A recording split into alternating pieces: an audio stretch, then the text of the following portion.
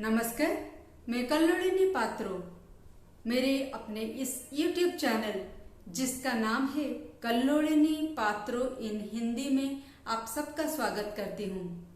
इसमें बहुत सारी वीडियो ऐसी हैं जो कि सरल तरीकों के माध्यम से आप अपने शरीर की देखभाल और मन की देखभाल कैसे करेंगे उनके बारे में जानकारी दिया गया है। तो आप इस YouTube चैनल को ढूंढिए और बहुत सारी सरल तरीकों को रोजाना अभ्यास कीजिए। आज की इस वीडियो की श्रृंखला में आज हम लोग सिर्फ मन के स्वास्थ्य को कैसे ध्यान रखेंगे वो सीखेंगे। मगर आप सोच रहे होंगे सिर्फ मन की स्वास्थ्य नहीं, मन की स्वास्थ्य जब हम रखेंगे वो अपने आप तन के स्वास्थ्य के ऊपर भी यानी कि शरीर के स्वास्थ्य के ऊपर भी असर देगा। आप सबको पता होगा मन और हमारा शरीर दोनों दोस्त हैं। तो मन स्वस्थ रहेगा तो मेरा शरीर स्वस्थ रहेगा, मेरा शरीर स्वस्थ होगा तो मेरा मन भी स्वस्थ होगा। तो चलिए कुछ सरल अभ्यासों के साथ अपने मन और शरीर की दोस्ती बनाए रखें और मन को तंदुरुस्त रखें। अगर आपको लगता है ये तरीकाओं को रोजाना अपनाना चाहिए तो प्लीज आखिरी तक वीडियो देखें और इसको अभ्यास करें रोजाना। आपको कैसा लगा मुझे जरूर फोन करके बताइएगा या मैसेज करके बताइएगा। तो पहला पॉइंट हम लोग देखते हैं कहाँ हम एक ऊर्जा की बिंदु हम सीखने जा रहे हैं। इनको बोलते हैं एक्यूप्रेशर पॉइंट। तो ये कहाँ पर है पहले देख लेंगे। आप अपने हाथ को ले लीजिए। मैंने यहाँ पर बिंदु लगा के रखी हुई है यानी कि हमारी हथेली की सीध में अगर हम यहाँ से अगर हम लोग आए तो इस बिंदु में हम लोग कैसे पहुंचेंगे वो सीखेंगे। तो अपने हाथ की जो ये लकीर है इसके बाद आप अपने दूसरे हाथ की 3 उंगली रखिए। इस 3 उंगली रखने के बाद ये जो चौथी जगह आई यानी कि इसमें मैंने बिंदी लगा के रखा हुआ है जिससे आपको समझने में सहूलियत होगी। तो उससे पहले अपने हाथों को नाखूनों से मुक्त कीजिए यानी कि नाखून थोड़े साफ कर दीजिए। नाखून नुकीला नहीं होना चाहिए, नहीं तो यहाँ पर कटने की निशान बन जाएगी अगर आप रोजाना अभ्यास करेंगे तो नाखून काटने के बाद 3 उंगली आपने यहाँ नाप लिया अपने इस लकीर से। उसके बाद ये चौथी पॉइंट जो मैंने निकाला है इस पे आप पीछे से ऐसे अपने हथेली को पकड़िए हाथ को और सामने से अंगूठे से दबाव दीजिए और छोड़िए। हर दबाव को आप गिनेंगे तो इसी तरह से आप 10 बार बाएं हाथ में, वैसे ही दाहिने हाथ में 10 बार आप कर सकते हैं। 3 उंगली से नापा, ये चौथी पॉइंट को हमने तो बिंदी के माध्यम से लगाया और ऐसे आप दबाव दीजिए, छोड़िए, पीछे से पकड़ लिए और सामने से दबाव दीजिए।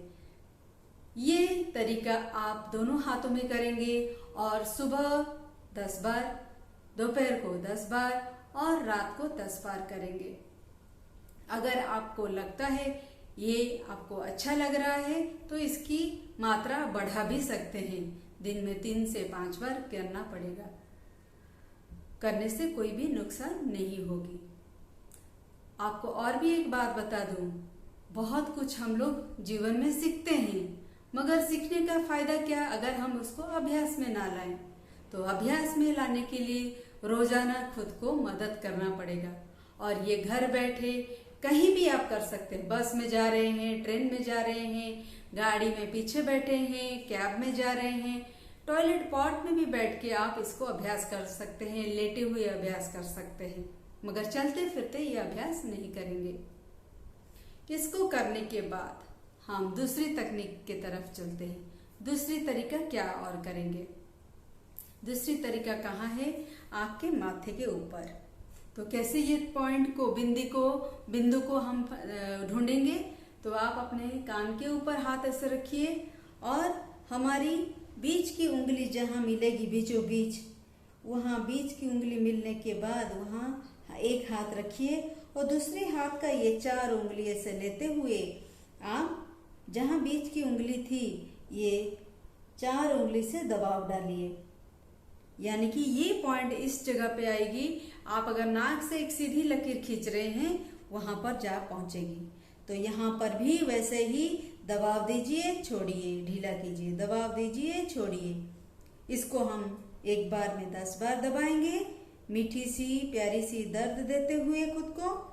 और इस तरीके को दिन में 3 से 5 बार दोहराएंगे जब भी आपका मन करे।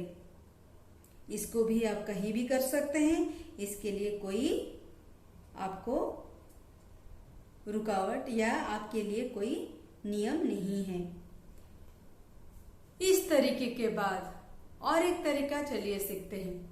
आपके घर में कुछ तेल होगा, कुछ क्रीम होगी, हम लोग ठंड में लगाते हैं। जो भी क्रीम है या जो भी तेल है, मेरे पास ऐसे थे तो मैं ये दिखा रही हूँ।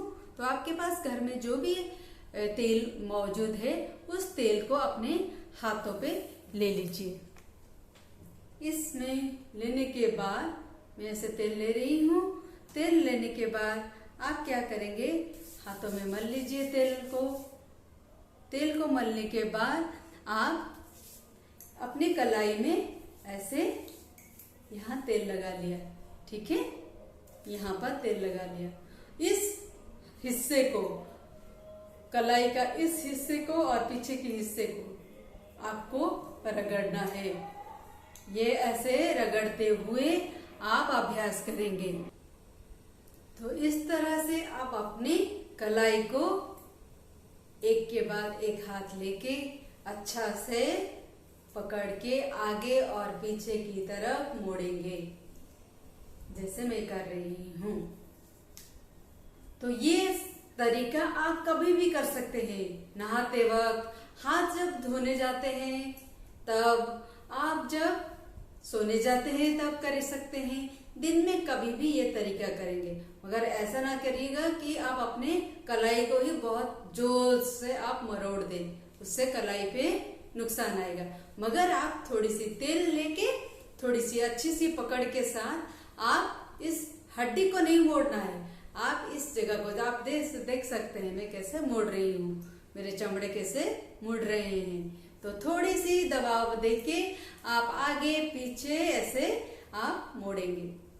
तो ये जो हम सब तकनीक सीख रहे हैं, इसका फायदा क्या होगा मैं आखिरी में बताऊंगी। तो ये आप करेंगे।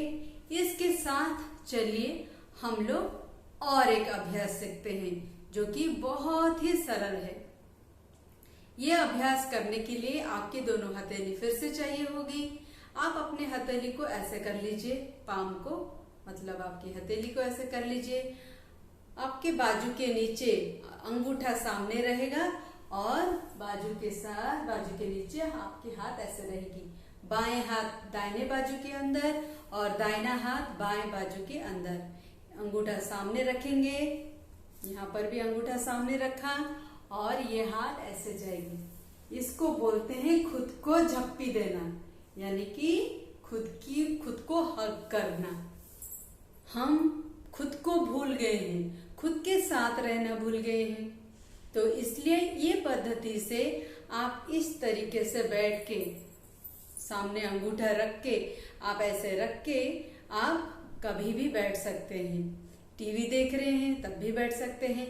मगर ये सारी जब अभ्यास करेंगे, अभी तक जितने भी बताई हैं, इसको करते समय सांसों का लेना और छोड़ना नहीं भूलिएगा। सांस लेंगे, चुपचाप आप बैठे हैं इस तरीके के साथ। सोचिए आप टीवी देख रहे हैं, घर में ऐसे ही बैठे हैं या लेटे हैं इस अभ्यास के साथ या कोई भी अभ्यास के साथ। तो आप सांस लेंगे, पेट फूलेगा, सांस छोड़ेंगे, पेट अंदर जाएगी। तो इस अभ्यास को भी आप दिन में कई बार आप इसको रिपीट कर सकते हैं, यानी कि कई बार इसको अभ्यास कर सकते हैं। इसके बहुत बहुत सारे फायदा हैं, इसको जरूर कीजिएगा। देखने में आसान है क्योंकि आसान तरीकों से ही हम बहुत कुछ पा सकते हैं। हमें लगता है कि मुश्किलों से ही बहुत कुछ सीखेंगे, नहीं, हम आसान चीजों से बहुत कुछ फायदा अपने मन को और शरीर को पहुंचा सकते हैं। इस अभ्यास के साथ अब हम लोग अगली अभ्यास सीखेंगे मुस्कुराने का। आप सबको याद होगा कैसे मुस्कुराना चाहिए। तो मुस्कुराते जब हैं हम, तब हमारे शरीर की हर कोशिकाओं को एक संदेश जाता है कि ये इंसान बहुत खुश है। अगर हम बाहर से खुश रहेंगे तो हर कोशिकाओं तक जो संदेश जाएगी वो खुशी वाली होगी, और उस खुशी में कोशिकाओं का पुनर्जन्म होता है। कोशिकाएं मरते हैं रोज, मगर उनका जन्म भी उसी हिसाब से अगर नहीं होगा तो हम लोग बहुत तकलीफ में पड़ जाएंगे या हम लोग कमजोर हो जाएंगे। तो अपने कोशिकाओं को अगर हमें पुनर्जीवित करना है, उन्हें और एक जन्म देना है, और उनकी जन्म की जो रेट है यानी कि उनकी वृद्धि जो होनी चाहिए उनको अगर बढ़ाना है, तो हमें एक छोटी सी मुस्कुराहट मुंह पे बना के रखनी है। तो चलिए मैं करती हूँ, आप भी मुझे देखते हुए अभ्यास कीजिए। मुस्कुराहट बना के रखिए, और इसके साथ साथ आप सांसों का लेना और छोड़ना कर सकते हैं। ऐसे भी कर सकते हैं। कैसे जानेंगे कि आप सांस ले रहे हैं और छोड़ रहे हैं? मैं मुस्कुराहट बना के रखूंगी और सांसों का भी आपको सिखा देती हूँ साथ साथ। सीने में एक हाथ रखिए, पेट के ऊपर एक हाथ रखिए, ऐसे। आप सांस जब लेंगे हाथ फूलेगी, दोनों हाथ फूली। फिर सांस जब छोड़े दोनों हाथ अंदर जाएंगे। सांस लिया, दोनों हाथ ऊपर, सांस छोड़ा, पेट का हाथ अंदर, फिर सीने के हाथ अंदर। ऐसे ही करते हुए आप मुस्कुराहट बनाए हुए रखिए। चलिए बिना बोले मैं करती हूँ और आप मुझे देखिए। कैमरे में मेरा नीचे हाथ नहीं आ रहा है तो मुझे माफ कीजिएगा। तो आप ऐसे ही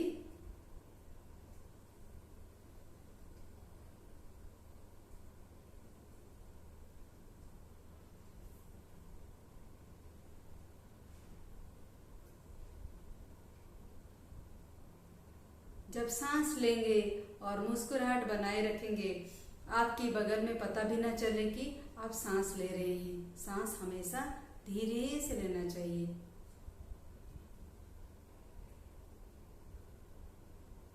इस अभ्यास के साथ चलिए और एक अभ्यास सीखेंगे जो कि आखिरी अभ्यास होगी, और एक सांसों का तरीका जिसमें आपको बहुत सारे फायदे मिलेंगे। उसको कैसे करें? उसको करने के लिए हम एक सहज तरीका करेंगे। सांस लेंगे नाक से, छोड़ेंगे मुंह से।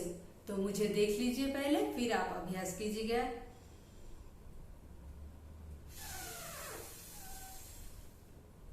यानी कि जब सांस छोड़ेंगे दबाव के साथ जोर से छोड़ना है, धीरे से नहीं। तो सांस में भर रही हूं नाक से, देखिए मेरा सीना और पेट फूला, और मुंह से अभी छोड़ने जा रही हूं जोर से, दबाव के साथ। मुंह को छोटा कर दूंगी, छोटा सा गड्ढा के अंदर से सांस बाहर जोर से निकलेगी। फिर से करते हैं।